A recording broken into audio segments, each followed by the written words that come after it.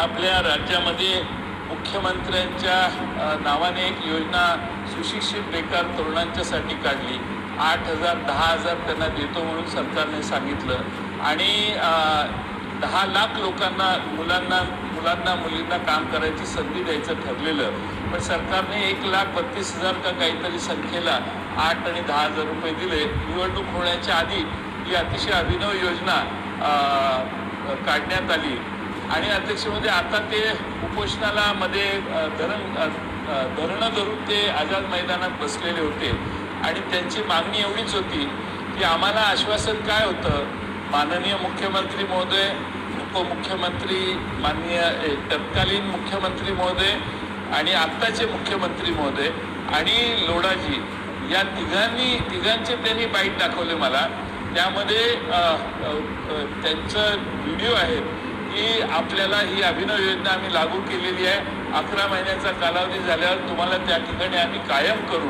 त्यामुळे ती इथं येऊन बसलेले आहे। मुख्यमंत्री महोदयांनी तर घोषणा केलेली आहे की 5 महिने झाल्यात, आणखी 6 महिने त्यांना मुदतवाढ देऊ, 11 महिने झाल्यावर आता कुणी मागणी करू नये। पण त्यांचा असा दावा आहे की आम्हाला त्यावेळी आश्वासन निवडणुकीच्या आधी दिलेलं की आम्हाला तुम्ही 11 महिने झाले की तुम्ही कायम आम्ही तुम्हाला करू। तर माझाही विश्वास बसला नाही, असं कोणी आश्वासन देणार नाही।